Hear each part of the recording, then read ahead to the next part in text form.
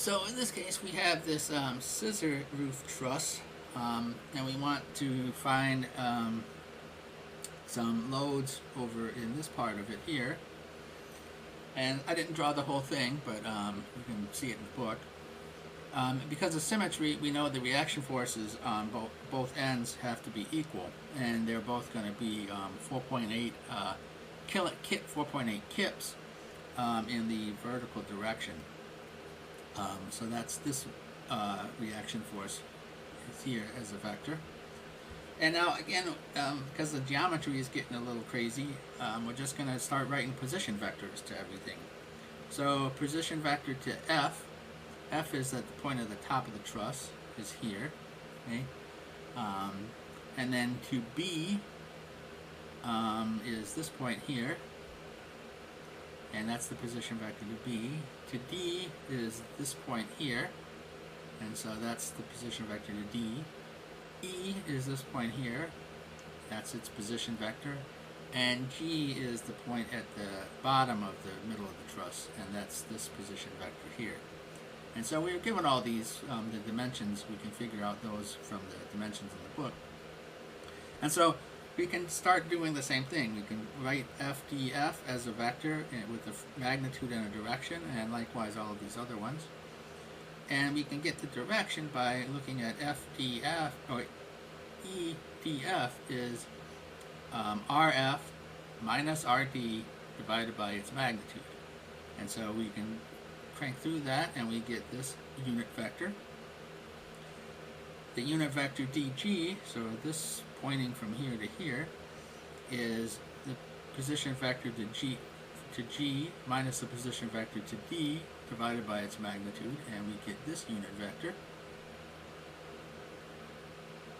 Oh, sorry, DG is here. Yep.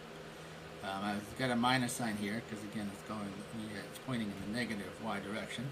And EG, we can take the position vector to G, subtract the position vector to E, divide by the magnitude of that, and we get the unit vector here, and that's a unit vector from E to G here.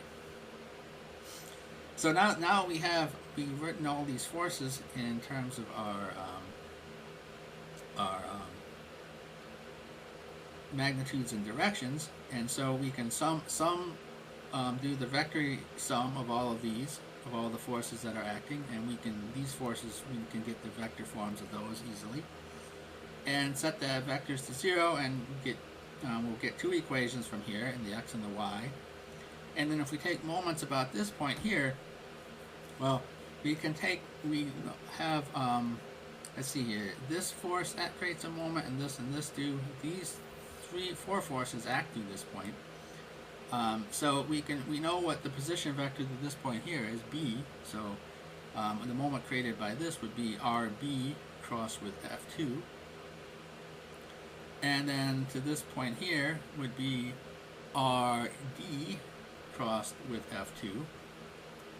And then this one is also acting through D, so this would be RD crossed with FDG, this guy.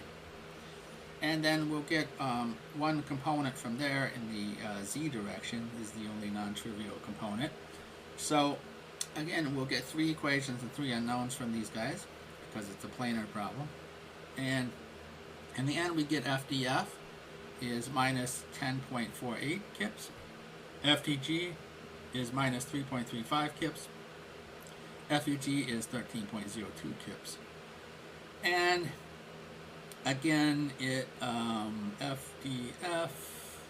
yeah, it makes sense because we're expecting this thing to kind of bend down. So these guys down in the bottom, these guys at the top should be in compression, and the bottom should be in tension.